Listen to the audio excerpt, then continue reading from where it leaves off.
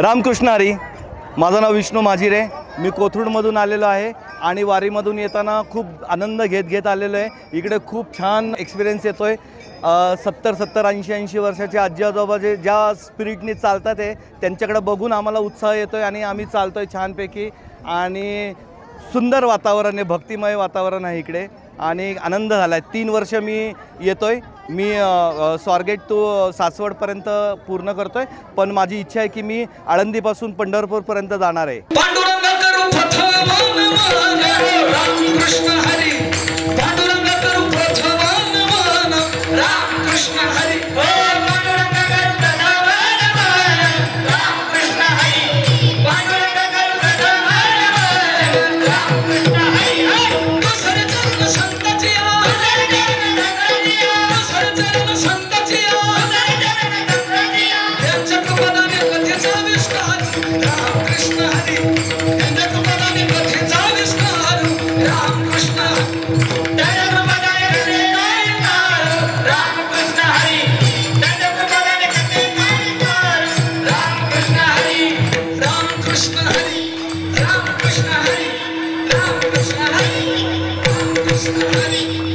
रामकृष्ण हरी माऊली.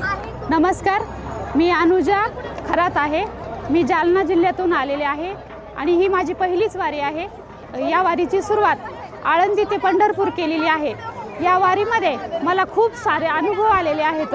ही वारी कुठपर्यंत कशी चालते याचा देखील अनुभव घ्यायचा होता. त्याचबरोबर वारकरी कसे असतात, त्यांचं जीवन पद्धती या ठिकाणी वारीमध्ये कशी असते हे जाणून घेण्यासाठी मी वारी केलेली आहे. त्याचबरोबर 12 जून रोजी बघा आपल्या अहमदाबादमध्ये एक विमान हादसा झाला. त्या हादस्याचा माझ्या जीवनावर खोलवर परिणाम झालेला आहे आणि त्यामुळेच मी या वारीची निवड केली की माझं मन कुठेच लागत नव्हतं माझ्या आयुष्यामध्ये आणि मला कुठेतरी विसर पडावा या घटनेचा, म्हणून मी या वारीत आलेले आहे. या वारीमध्ये लहान मुलांपासून ते मोठ्या वृद्ध माणसांपर्यंत सर्वच स्त्री पुरुष आलेले आहेत आणि या वारीमध्ये कुठेही झोपतात, कसेही खातात, कुठेही आंघोळ करतात आणि त्याचं काहीच वाटत नाही कोणाला आणि सर्व आनंदी असतात. असं दुःख सगळेजण आयुष्यामधलं दुःख विसरून या वारीमध्ये सहभागी झालेले असतात. त्याचबरोबर हे पंढरपूरला जाताना माझे देखील पाय दुखलेले नाहीत.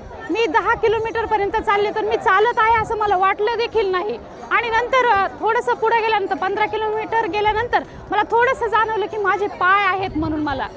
आणि मी ही पंढरपूरची वारी आता याच्यानंतर देखील माझ्या मिस्टरांना सोबत घेऊन करणार आहे.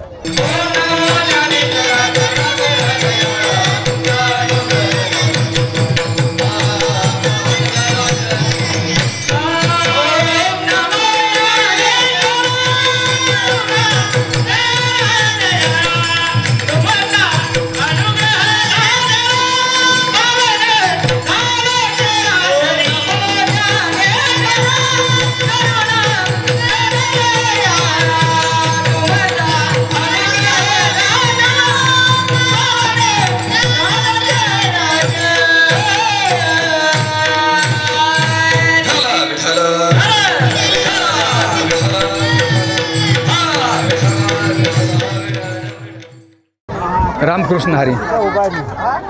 मी सध्या भोसरीला राहतो. मी टाटा मोटर्समध्ये कामाला होतो. रिटायर होऊन मला 14 वर्ष झालेत. तशी वारी करतो. मी आत्तापर्यंत तुकाराम महाराजांच्या वारीमध्ये होतो आणि मला वाटलं चला माऊलीबरोबर पण जाऊ, म्हणून मी आता माऊलीबरोबर येण्याचं माझं 3रं वर्ष आहे. आणि मी आष्टी तालुक्यातला बीड जिल्हा पारोडी म्हणून माझं गाव आहे.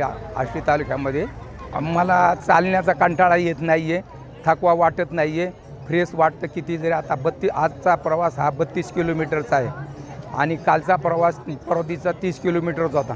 तरी पण असं चालल्याने वाटलं नाही की वय झाले ना आपण थकलो असं मला वाटलं नाही. सहकार्याने हरिनाम गात वगैरे सहजासहजीच आलेलो आहोत.